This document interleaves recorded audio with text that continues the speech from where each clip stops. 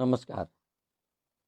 संसारभरि छरिएर रहनुभएका सम्पूर्ण नेपाली भाषी दाजुभाइ दिदीबहिनीहरूमा आज म फेरि फेसबुकबाट भेट गर्न आएको छु। समय समयमा म फेसबुकमा आउने गर्छु। नयाँ वर्ष 2077 लागेपछि वैशाख 1 गतेदेखि मैले नियमित 47 दिनसम्म फेसबुक लाइभमा केही कुराहरू भने। धेरै कुरा त्यसबेला मैले कोरोना भाइरससँग सम्बन्धित एउटा जुन कोरोना कहरमा मानिसहरू बसेका थियौँ, त्यो मनोवैज्ञानिक आतंकबाट मुक्त गर्नका निम्ति केही जानकारीहरू त्यति बेला भनेको थिएँ र अरू कुराहरू पनि थिए। त्यसपछि अब म त्यसको विशेषज्ञ पनि नभएको हुनाले मलाई लागेका कुराहरू भन्ने क्रममा त्यति भनेर मैले त्यो मेरो फेसबुक लाइभलाई स्थगित गरेँ र समय समयमा सकेसम्म हरेक शनिबार नभए आवश्यक परे बिचमा पनि र कहिलेकाहीँ अनियमित हुने गरी म फेसबुक लाइभमा आउने गरेको छु। अब आज पनि म 2 हप्तापछि आएको छु। खासै त्यस्ता एकदम जरुरी कुराहरू लिएर त आएको होइन म, तैपनि एउटा मेरो नियमित फेसबुक लाइभमा आउने एउटा नियमिततालाई निरन्तरता दिउँ भनेर पनि हो। र आज एउटा विशेष दिन पनि छ कि आज संविधान दिवस हो। संविधान हाम्रो देशमा बनेको पछिल्लो जनताले बनाएको संविधान सार्वजनिक भएको दिन, राष्ट्रिय चाड पनि हो। आज राजनीतिक राष्ट्रिय चाड हो यो।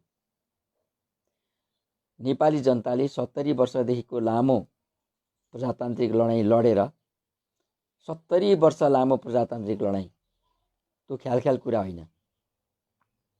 यति लामो लडाईँ थोरै मुलुकहरूमा मात्रै लडिएको छ। यति लामो प्रजातन्त्रको लागि यत्रो लामो लडेको इतिहास धेरै कम मुलुकहरूसँग छ। तर प्रजातन्त्रको लागि लड्ने शक्तिहरू पनि प्रजातान्त्रिकै भएका हुनाले, लोकतान्त्रिक नै भएका हुनाले, लोकतान्त्रिक तरिकाले राज्यलाई आतंकित नबनाइकन प्रजातन्त्र माग गर्दै लड्ने हुँदाखेरि यति धेरै वर्ष लागेको। यदि त्यसलाई प्राप्त गर्नलाई अन्य प्रकारका गृहयुद्धका अवस्थासम्म गएको भए अथवा अरू कुनै प्रकारका आतंकहरूमा गएको भए यति लामो लाग्ने थिएन होला। 3 सालमा स्थापित भएको नेपाली काङ्ग्रेस र 5 सालमा स्थापित भएको नेपाली राष्ट्रिय काङ्ग्रेस र नेपाली प्रजातान्त्रिक काङ्ग्रेस, दुईटा पार्टीहरू फरक फरक स्थापित भएर एउटा 3 सालमा एउटा 4 सालमा स्थापित भयो र ती 5 सालमा, र ती दुवै पार्टीहरू एक भए र नेपाली काङ्ग्रेस बनेपछि 7 सालमा उनीहरूले गरेको आन्दोलनले 4-5 महिनाभित्रमै 104 वर्षको राणा शासनलाई हटाइदियो। तर अन्तिम लडाईँ 4 महिनाको देखिए तापनि लामो लडाईँ थियो। धेरै त्यस अगाडि नै धेरैजना शहीद भइसकेका थिए, धेरै मारिसकेका थिए, धेरैलाई झुन्ड्याइएको थियो। जानिया शासन, निरङ्कुश जानिया शासनको 103 वर्षको लामो इतिहासमा कयौं मान्छेहरू मारिएका थिए आवाजविहीन ढङ्गले। अन्तिम बेलामा साधारण धक्काले त्यो ढलेको जस्तो देखिए पनि त्यो आफै पनि जर्जर भइसकेको थियो। आन्तरिक कलहरले, पारिवारिक झगडा र कलहरले आफै जर्जर भइसकेको थियो त्यो ढलो। प्रजातन्त्र आइसकेपछिको उत्साह जुन हो, त्यो उत्साह बिस्तारै निराशामा परिणत हुँदै गयो।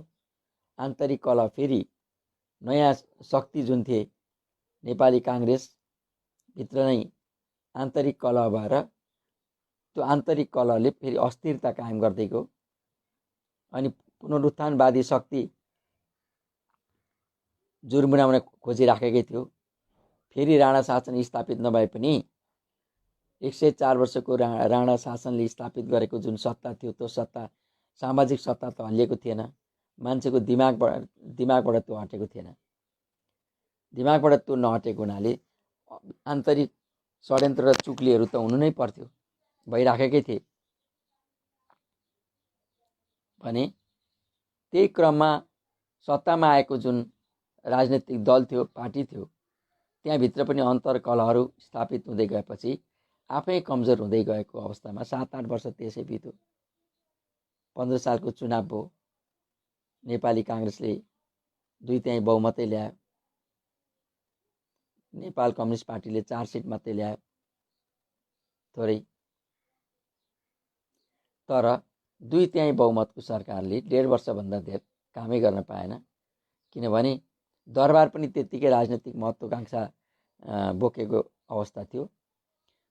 104 वर्षमा राणाले थुनेको राजालाई आफै राजा भएर आफ्नै हातबाट शासन चलाउने रहर पनि थियो।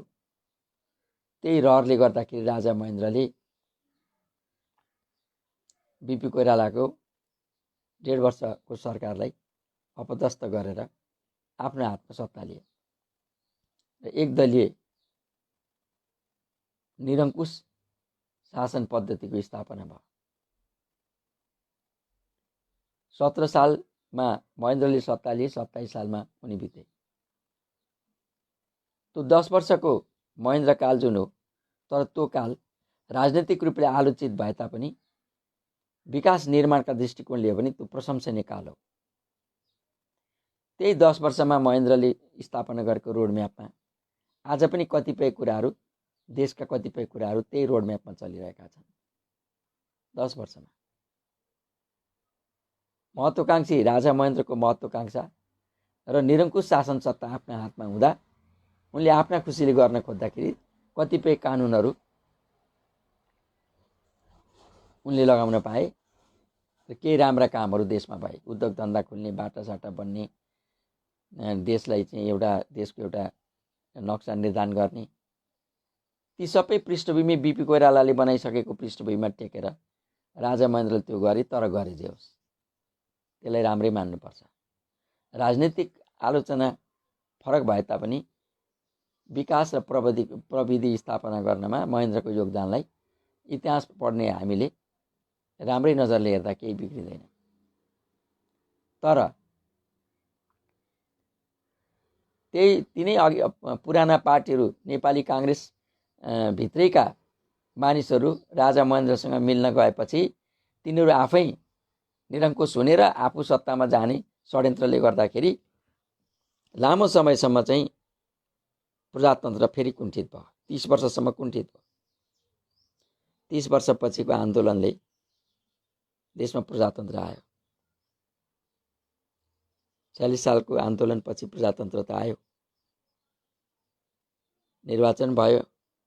फेरि पनि पुनरुत्थानवादी शक्ति र प्रजातन्त्रवादी शक्तिको सङ्घर्ष सुरु भयो। सरकारहरू टिकेनन्, स्थायी रूपमा सरकारहरू हुन सकेनन्। 1, 1.5, 2, 3 वर्षभन्दा धेरै टिकेनन्। ढलिरहे सरकारहरू, अल्पमतका सरकारहरू बनिरहे। विकास निर्माणका कामहरू हुनुभन्दा पनि राजनीतिक रूपमा सत्तामा कसरी पुग्ने, पदमा कसरी पुग्ने अनि आफ्नो व्यक्तिगत स्वार्थ कसरी पुरा गर्ने, यो कुरामा धेरै समयसम्म देश लाग्यो। यही प्रकारका अव्यवस्थाहरूबाट कुण्ठित भएका मानिसहरू नेकपा माओवादीले सुरु गरेको सशस्त्र विद्रोहमा सामेल हुँदै भए। त्यसमा नेकपा एमाले नामको कम्युनिस्ट पार्टीका कार्यकर्ताहरू पनि पुगे, नेपाली काङ्ग्रेससँगका कार्यकर्ताहरू पनि पुगे। धेरै खालका मानिसहरू, विद्रोही भावना बोकेका मानिसहरू नेकपा माओवादीको जनयुद्धमा सामेल भए। 10 वर्ष त्यसले अरू समय खाइदियो। 10 वर्षसम्म एउटा राज्य आतङ्कको रूपमा स्थापित भयो। सरकारी द्वन्द्वका बिचमा सर्वसाधारण मानिसहरूले अत्यन्त धेरै दुःख पाए, धेरै मान्छेहरू मरे। यही 10 वर्षमा 16,000 मान्छे मरेको अभिलेख छ। अभिलेखमा 16,000, हराउने कति हुन्, अभिलेखमा नआएका कति हुन् त्यो थाहा छैन। सेनाले द्वारा हत्या भएर सेनाले लुकाएका मृतकहरू कति हुन् र माओवादीले लुकाएका मृतकहरू कति हुन् भन्नेको त हिसाब छैन। जे होस्, ठुलो जनधनको क्षति भयो 10 वर्षमा। त्यसकै प्रतिफल प्रजातन्त्रवादी शक्ति र माओवादी विद्रोही शक्ति मिलेर संयुक्त आन्दोलन भएपछि फेरि गणतन्त्र स्थापित भयो र आज हामीले यो संविधान पाएका छौँ। यहाँसम्म आइपुग्न 2003 सालदेखि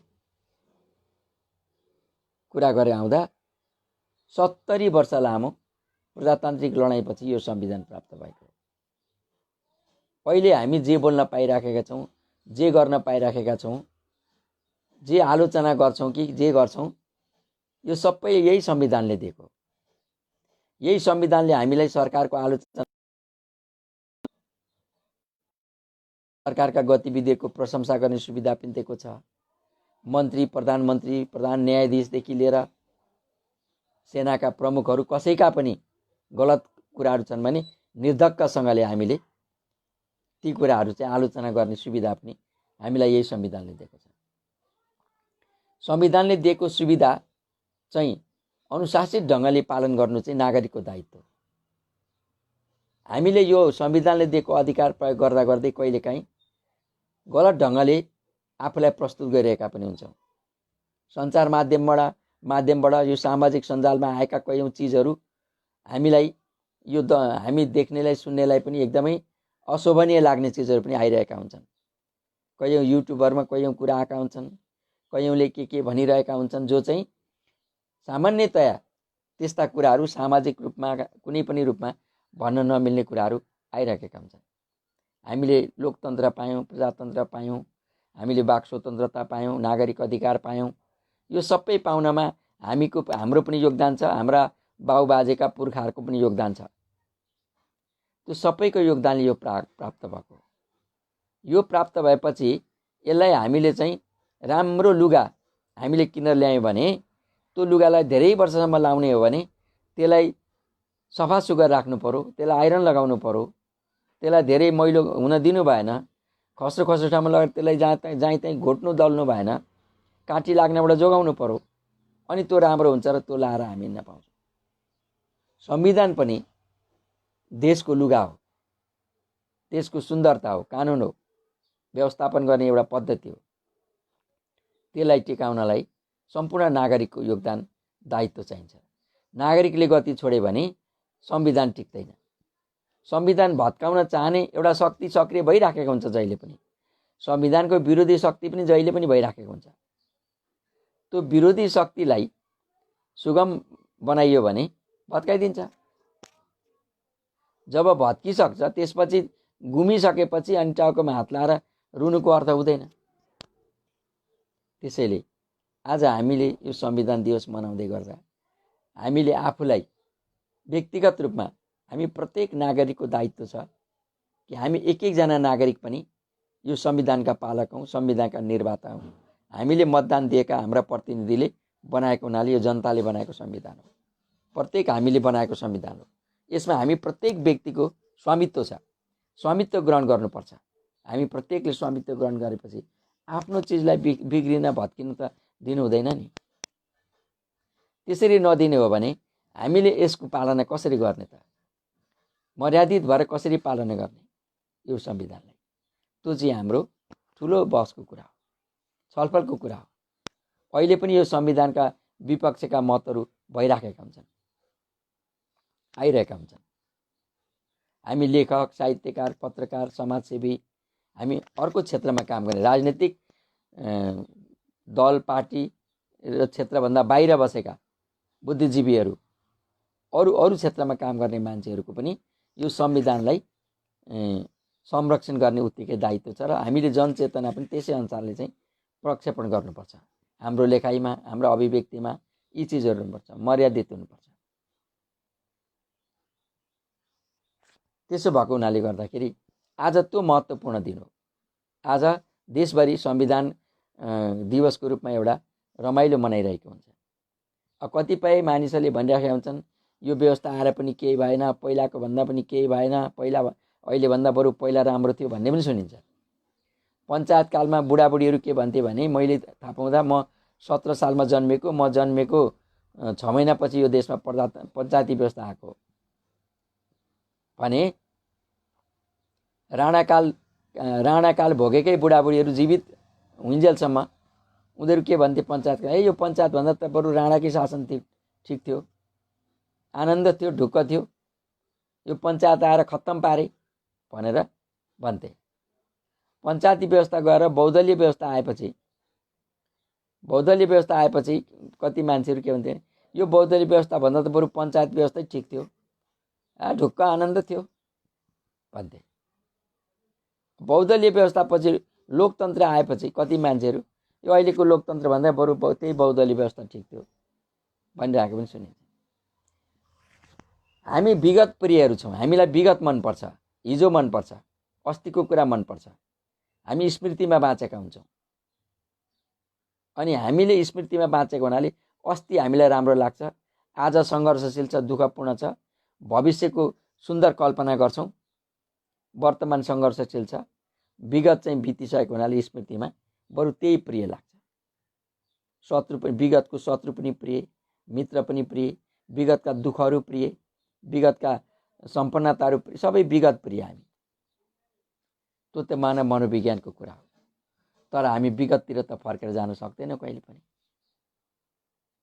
राजनीतिक रूपले पनि जान सक्दैनौँ, सामाजिक रूपले पनि जान सक्दैनौँ, व्यक्तिगत रूपमा पनि जान सक्दैनौँ। त्यो त इतिहास हो, गौरव गर्नुपर्छ त्यसमा, सम्झिनुपर्छ त्यसलाई, जस पनि दिए हुन्छ त्यसलाई।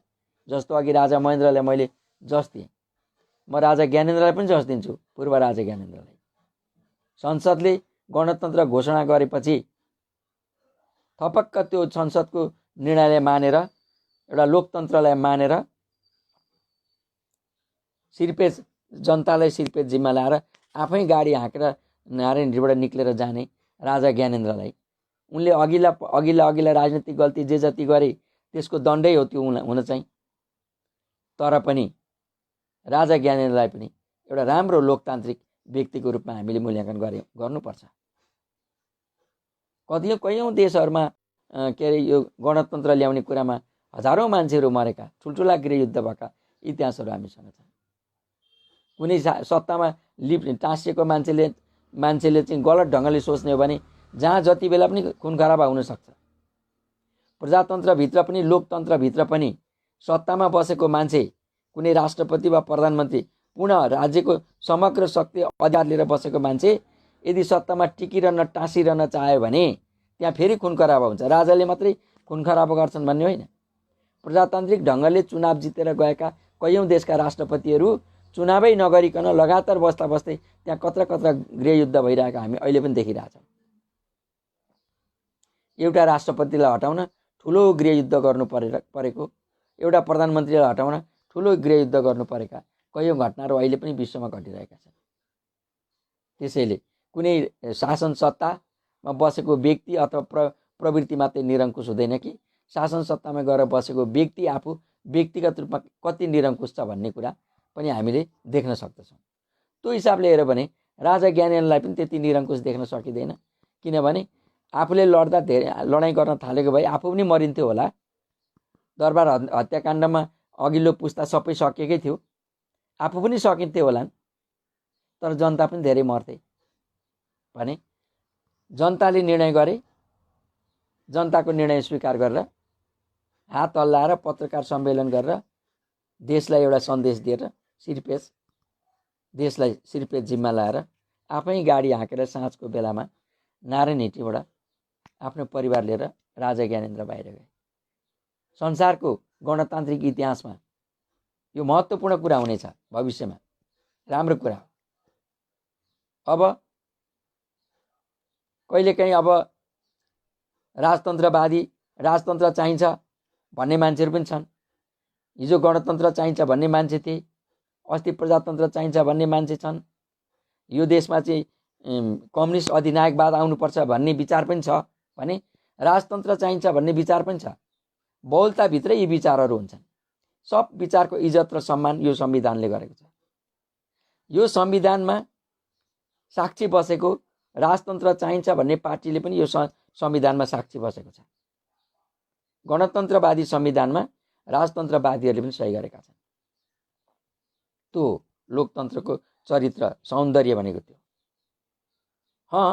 त्यो राजतन्त्रवादी विचारका मान्छेको बहुल भयो भने भोलि चुनाव जितेर आएर 2/3 बहुमतै ल्याएर उनीहरूले संविधान संशोधन गर्न पनि सक्लान् कति कुरामा। तर त्यो पनि जनताले नै अनुमोदित गरेर आउनु पर्यो नि। त्यस्तो सुन्दर संविधान हामीले बनाएका छौँ। यो राजाले दिएको संविधान, कुनै निरङ्कुश राष्ट्रपतिले दिएको संविधान होइन। अब यो संविधानलाई बचाउने टिकाउने पनि हामीले नै हो। यदि हामीले यो संविधानको सम्मान गरेनौँ भने यहीँ भित्रबाट अर्को कुनै निरङ्कुशता जन्मिन सक्छ। असम्भव भन्ने संसारमा केही पनि छैन। प्रजातन्त्रभित्रबाट निरङ्कुशता पनि जन्मिन सक्छ। त्यसैले हामीले गौरव गर्नुपर्छ। हाम्रा पुर्खाहरूले लडाइँ लडेर हामीले पनि सँगसँगै लडेर यो संविधान ल्याएका छौँ। आज संविधान दिवस हो, देशभरि सबैले मनाऊ। यो लोकतन्त्रभित्र, प्रजातन्त्रभित्र दल हुन्छन्, पक्ष प्रतिपक्ष हुन्छन्, बहस विवादहरू निरन्तर भइरहन्छन्, विरोधहरू भइरहन्छन्, जुलुसहरू आइरहन्छन्। त्यो जुलुस आइरहन पाउने, विरोध गरिरहन पाउने, आफ्नो मत राखिरहन पाउने यो पद्धति हो। सत्ता पक्षले पनि त्यसको कुरा सुनिराखेकै हुन्छ, सुन्नुपर्छ। अब त सामाजिक सञ्जाल नै एउटा प्रतिपक्ष जस्तो छ। राजनीतिक दलहरू एकातिर, सामाजिक सञ्जाल एकातिर जस्तो अवस्था पनि छ। अहिले जुलुसमा जानै पर्दैन, घर घरबाट जुलुसमा निक्लिनु पर्दैन। घर घरबाट सामाजिक सञ्जालबाट आफ्ना स्टाटस लेखेकै भरमा अहिले राज्य सत्ताले कैयौँ कुराहरू चाहिँ आफ्ना चाहिँ गलत निर्णयहरूलाई फिर्ता लिइरहेको छ। यो सामाजिक सञ्जालबाट आएको कुरालाई सुनेर राज्य सत्ताले, सरकारले आफ्ना निर्णयहरू फिर्ता लिनु भनेको पनि लोकतन्त्रकै सौन्दर्य हो। लोकतन्त्रले दिएको यो सुन्दरता हो। सरकार झुकेको होइन, सरकारले जनताको कुरा सुनेको। यो लोकतन्त्रको सौन्दर्य। कोही न कोही सरकारमा हुन्छ, कुनै न कुनै दल सरकारमा पुग्छ। सरकारमा पुग्नेले राज्य सञ्चालन गर्नुपर्दा धेरै प्रकारका दोषहरू पाइरहनु पर्ने हुन्छ, आलोचनाहरू भइरहनु पर्ने हुन्छ। त्यो आलोचनाहरू खप्दै देशलाई निरन्तर अघि बढाउन, विकास निर्माणका बाटोमा अघि लान, शान्ति सुरक्षाका व्यवस्था गर्न, जनताहरूको जीवन स्तरलाई माथि उठाउन जुनसुकै दलको सरकार पुगे पनि त्यसले गर्ने काम त्यही हो, गरिराखेका हुन्छ। गल्ती कमजोरी भइराखेका हुन्छन्। गल्ती कमजोरी ज्यादै भयो भने जनताले त्यसलाई अर्कोपल्ट हटाइ पनि दिएका हुन्छ। अहिले पनि त्यस्तो भइराखेको छ। हामीले निराश हुने होइन। केही भएन, विरोधीले यस्तो भने, सत्ताले यस्तो गरौँ, उता गरौँ भनेर हामीले मिडियामा आएका कुरा सुन्छौँ, देख्छौँ। हामीले त्यहाँ निराश हुने होइन। यो यस्तो भइरहनुपर्छ। पार्टीभित्र अन्तर्कला पनि सङ्घर्ष हुन्छन्, त्यहाँबाट पनि फिल्टर भएर योग्य नेताहरू पार्टीका ठुक ठाउँमा योग्य नेता, सक्षम नेता माथि पुग्छन्। सरकारभित्र पनि सक्षम मान्छे पुग्छन्। अन्तर पार्टी बहसहरू पनि भइराखेका हुन्छन्। पार्टीका बहस पनि भएका हुन्छन्। लोकतन्त्रको सौन्दर्य यो सौन्दर्य हामीलाई यही संविधानले दिएको छ। त्यसकारण आज हामीले यो संविधानलाई अति गौरवका साथ, खुसी भएर मनाउनुपर्छ। आफ्ना विचारहरू अभिव्यक्त गर्नुपर्छ। अहिले कोरोना कहरले गर्दाखेरि हामी बाहिर जान सक्दैनौँ, सभा समारोहमा जान सक्दैनौँ। सामाजिक सञ्जालबाटै हामीले यो संविधान दिवस यसरी मनाउनुपर्छ भन्ने मलाई लागेर वास्तवमा म आज यो संविधान दिवस मनाउने गरी आएको हुँ। यहाँहरूसँग मैले यसरी संविधान दिवस मनाएँ। अब अर्को छोटो कुरा चाहिँ के हो भन्दाखेरि सरकार चाहिँ कोरोनाबाट हारेको सूचना हामीले पाइराखेका छौँ केही दिनदेखि। सरकार कोरोनासँग हारेको छ। सरकार हारेको हुनाले हामी पनि हार्नु हुँदैन। सरकार त हार्यो, तर हामी हार्यो भने हामी चाहिँ मर्छौँ। सरकार भनेको व्यक्ति होइन, पद्धति हो। सरकारभित्रका मान्छेलाई पनि कोरोनाले भेटिराखेकै छ, एकजनालाई। नेपाली काङ्ग्रेसका सभापति शेरबहादुर देउवा पनि अहिले क्वारेन्टाइनमा हुनुभएको छ। काङ्ग्रेसका महामन्त्री शशाङ्क कोइराला पनि अहिले कोरोनासँग लडिरहनु भएको छ। अस्ति भर्खर प्रचण्ड पनि, माधव नेपाल पनि यो कोरोनाको ट्रेसिङमा परेर उहाँहरू पनि 14 दिन घरभित्र बस्नुभएको छ। देशका ठुल्ठुला व्यक्तित्वहरू, नेताहरू पनि यसबाट आक्रान्त हुनुभएको छ, भइरहनु भएको छ। जाति पनि भइरहनु भएको छ। त्यसकारण जाति हुनुभएको हुनाले गर्दा यो कोरोना लाग्छ, जाति पनि हुन्छ भन्ने कुरा हामीले बुझ्नुपर्छ। निराश हुने कुरा आएन। तर मुख्य कुरा के हो भने सरकारको नीति चाहिँ कोरोना सँग हारेको नीति आइसक्यो। किनभने सरकारले के भनिरहेछ भने अब कोरोनाको प्रभाव नदेखिएकाहरूको कोरोना टेस्ट नगर्ने, लक्षण नदेखेकाहरू टेस्ट नगर्ने भन्ने कुरा आयो। अस्ति के कुरा आएको थियो भने लक्षण नभएको मान्छेको शरीरमा पनि कोरोना हुन सक्छ। त्यो लक्षण नदेखेको कोरोना वाहक जुन मान्छे छ त्यो चाहिँ कमजोर रोगी बिमारी बुढाबुढी कहाँमा गयो भने त्यसका माध्यमबाट तिनीहरूमा कोरोना सर्छ र उनीहरू चाहिँ आक्रान्त हुन्छन्, उनीहरू चाहिँ बिमारी हुन्छन्, उनीहरू चाहिँ मर्न सक्छन्। त्यसकारण लक्षण नभएको मानिसहरूको पनि कोरोना टेस्ट गर्नुपर्ने, हेर्नुपर्ने हुनसक्छ भन्ने कुरा थियो। अब अहिले आएर लक्षण नभएकाहरूको कोरोना टेस्टै नगर्ने भनेपछि कोरोना वाहकहरू छ्यासछ्यास्ती हुने सम्भावना बढ्यो। अर्को अस्ति के भनेको थियो भने कोरोना लागेर मरेको लासहरू कसैले पनि छुन नपाउने, नदिने भनेको थियो। अब लास परिवारलाई जिम्मा दिने भन्ने कुरा आएपछि त कोरोना लागेरै मरेको रहेछ भने त्यो लास बोकेर घाटसम्म जाँदा त कोरोना त त्यहाँबाट पनि सर्ने भयो अनुसार भने लास पनि सरकारले परिवारलाई दिने भयो। अब अति विपन्नलाई मात्रै सरकारले खर्च गर्ने, कोरोना टेस्ट गरिदिने, दबाई गर्ने, अरूको चाहिँ आफै दबाई गर्नु है भनेपछि अब अति विपन्न भनेको को? कस्तालाई अति विपन्न भने अति विपन्नको छानबिन कसरी हुने? अब घरमा अहिले यत्रो 6 महिनादेखि काम केही नगरेका मान्छेहरू, सरकारी कर्मचारी, सरकारी शिक्षक बाहेक, जो नियमित तलब पाइरहने बाहेक दैनिक रोजगारी गरेर खाने मान्छेहरूको 6 महिनादेखि आम्दानी नै छैन भने अब घरमा एक रुपियाँ पैसा छैन, उनको घर पनि होला, बस्ने घर पनि होला, तर उपचार गर्ने पैसा रहन्छ भने त्यो चाहिँ अति गरिब भयो कि भएन त? अति गरिब भनेको कस्तो चाहिँ हो त अति गरिब? अहिले त देशमा सबै मान्छे अति गरिब भइसके। त्यसो भएपछि यो पनि अब अति गरिबले मात्रै उपचार पाउने, अरूले नपाउने भनेपछि अब अरू पैसा नहुने मान्छे अति गरिब पनि होइनन्, किनभने उनीहरूको घर छ, अरू केही चिज होला, जग्गा जमिन पनि होला, जग्गा जमिन खेती गर्न पाएको छैन, कोरोनाले गर्दा फलेको केही छैन, बेच्ने कुरा छैन, जग्गा जमिन पनि छ, घर पनि छ, अति गरिब होइनन् तर पैसा छैन।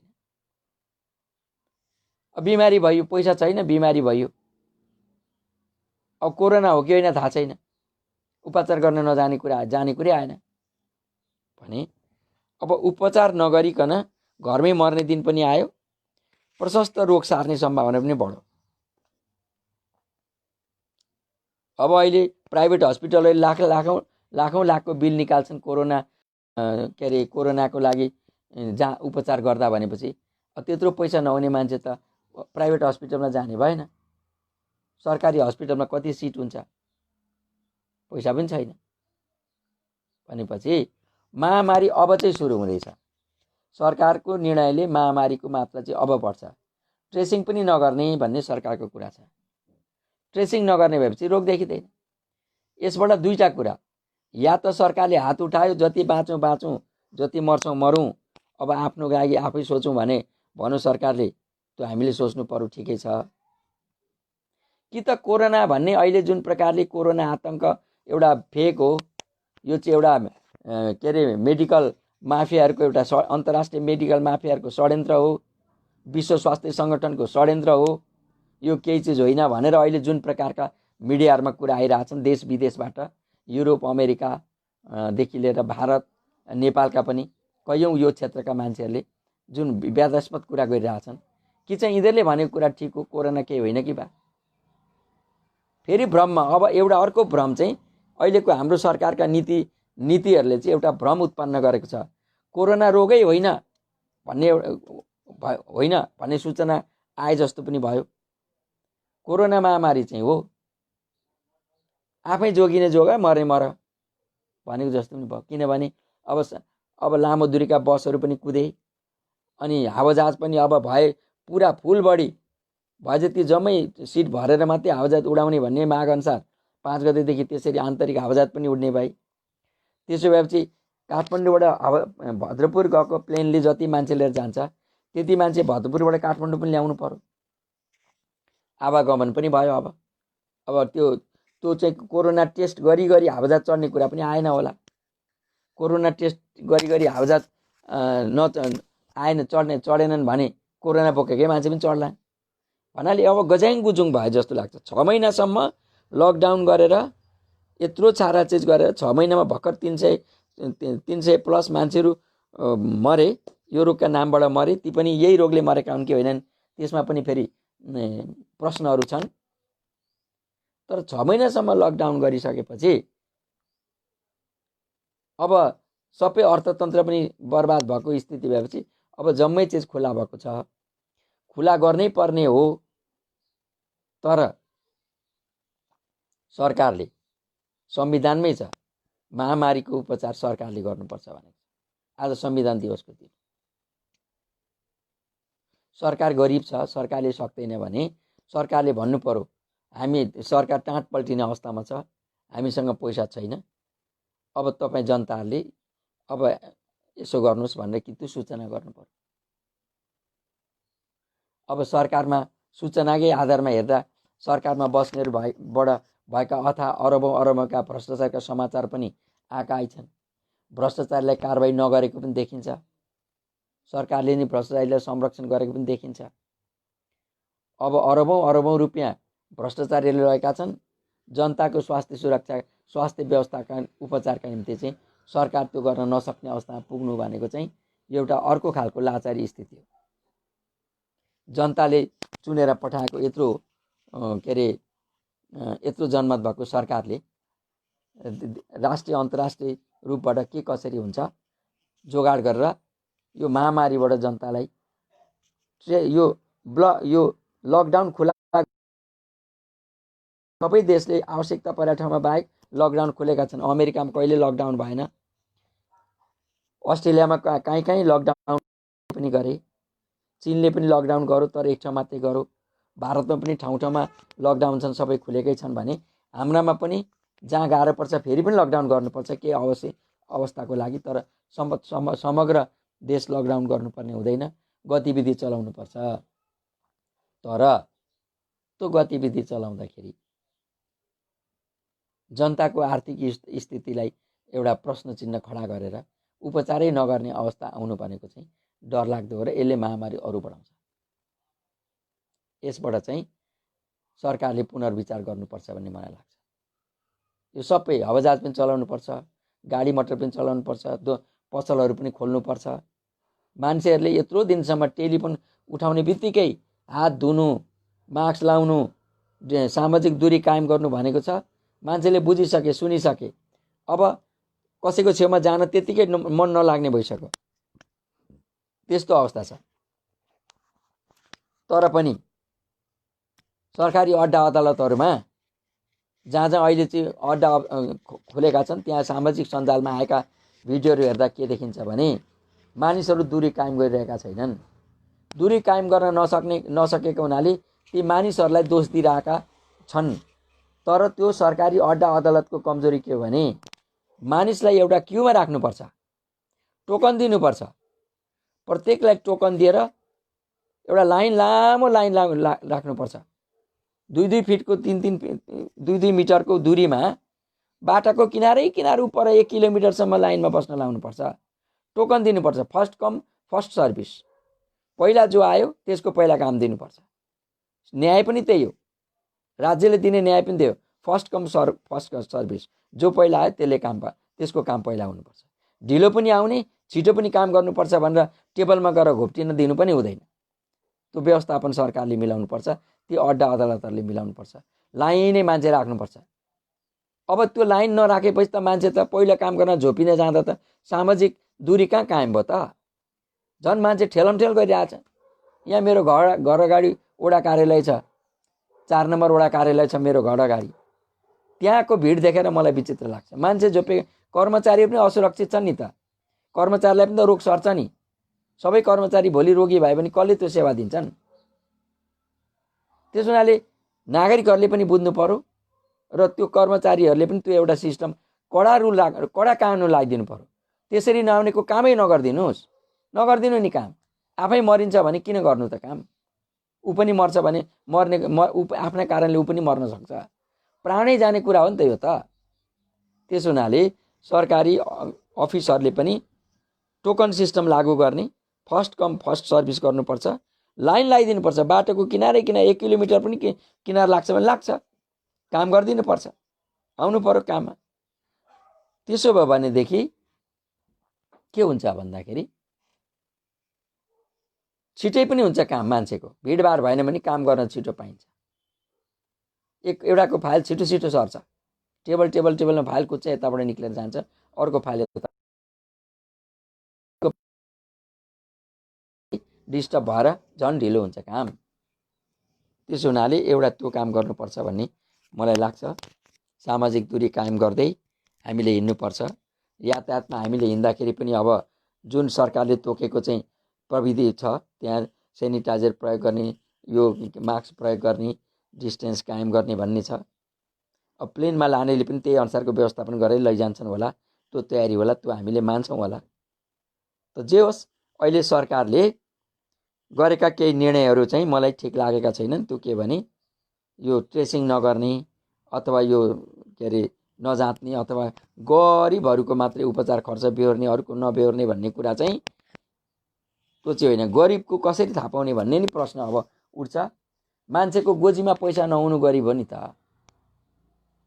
गोजीमा पैसा छैन, काम गरेर छैन, आम्दानी छैन। अब जग्गा बेचेर दबाई गर्नुपर्छ भने पनि आज जग्गा बेचेर दबाई गऱ्यो भने भोलि के खान्छ त्यसले? के गरी खान्छ त्यसले? सरकारले त अनुदान पनि पाउँछ नि। सरकारले त कतितिरको बजेट कटाएर पनि जनतालाई बचाउनु पर्छ नि त। कतिपय अनिवार्य विकासका केही कुराहरूको बजेट कटाएर भए पनि पहिला जनता बचाउनु पर्ने पनि हुन्छ। सरकार भनेको चाहिँ यो व्यक्ति जस्तो, घर मालिक जस्तो, डेरामा बस्ने मान्छेलाई घर मालिकले तेरो यो भाडा यसपालिदेखि बढो, तँलाई यसपालिदेखि बिजुली बिल पनि तैँ तिर, पानीको पैसा पनि तैँ तिर, अथवा यो कुनै के सफा सुग्घरको पैसा तैँ तिर, मेरो भाडा पनि पुरै तिर भने जस्तो होइन नि त सरकार त। सरकारले त त्यसकारण त सरकारले कमजोर हुन पाउँदैन, सरकारले हार्न पाउँदैन, सरकारले रुन पाउँदैन। त्यसकारण सरकारलाई हात हतियार पनि दिएको छ, पुलिस प्रशासन पनि दिएको छ, सम्पूर्ण अधिकार दिएको छ। सरकारले सक्दिन चाहिँ भन्न पाउँदैन कि सरकारले घोषणा गर्नु पर्यो, राज्य टाँट पल्ट्यो भन्नु पर्यो। होइन भने यो महामारीलाई चाहिँ यसरी जनता तेरो खुसीले तँ तेरो दबाई गर्न सक्ने गर, नसक्ने नसक, अब म सक्दिनँ भन्नु चाहिँ हुँदैन भन्ने मलाई लाग्छ। र संविधानको संरक्षण सँगसँगै जनताको पनि संरक्षण हुनुपर्छ भन्ने मलाई लाग्छ। अब यस्तै कुरा हुनु, यो कुरा मलाई भन्न मन लागेका कुरा यिनै हुन्। मैले ठिक भने बेठिक भने अब मैले यो कुरालाई यहीँ रोक्छु र केही साथीहरू को यहाँ आउनुभएको छ एकपल्ट उहाँहरूलाई म हेर्छु। यहाँ धेरैजना आउनुभएको रहेछ। धनराज गिरी दाई हुनुहुँदो रहेछ। उहाँले चाहिँ बोलो मेरो अनुरोध लेख्नु भएको छ। बोलेर बोली पनि सकेँ दाइ, अब बोली पनि सकेँ है त। अनि प्रेम विमली, अर्जुन भट्टराई, खगेन्द्र प्रसाद दाहाल, काशी पौडेल, टिका कार्की, कमल जङ्गली, दिनेश भट्टराई, असीम सागर, नमस्कार दाजु, सुनिरहेछु, खुब मजा आइरहेछ, ऐतिहासिक कुरा सुनेर धेरै सिक्न पाएका छौँ, धन्यवाद भाइ। अनि केशव मैनाली, सुरेन्द्र हाडा, श्री परसाई, शारदा देवी विमली, मणि भट्टराईले मिठो कुरा भन्नुभयो।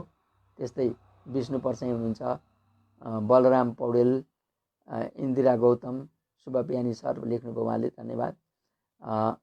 मुकुन्द ढुङ्गाना, राज मिलन उप्रेती, गोपाल डाँगी, राज सिक्देली, नमस्कार, मिठो लाग्यो, काठमाडौँबाट सुनिरहेछु भन्नुभयो उहाँले। राज शर्मा, अभिषेक अग्रहरी, सबिना शर्मा पनि हुनुहुन्छ, प्रहलाद विमली पनि हुनुहुन्छ, रामशरण हुमगाई, मन्जु शर्मा पर्साई। रामशरण हुमगाईले नमस्कृति भन्नुभयो, उहाँ अमेरिकाको भर्जिनियामा हुन्छ, यहाँलाई पनि मेरो नमस्कार। मन्जु शर्माले पनि नमस्कार लेख्नुभयो। त्यसपछि सुवेदी हरि सुवेदीको पनि आयो यहाँ। यतिजना चाहिँ हुनुहुँदो रहेछ। र यहाँहरूलाई जसले सुन्नुभयो यहाँहरूलाई धन्यवाद, र जसले पछि सुन्नुहुनेछ उहाँहरू सबैलाई पनि धन्यवाद भन्दै म कार्यक्रमबाट बाहिर निस्किन्छु। हवस् त, नमस्कार।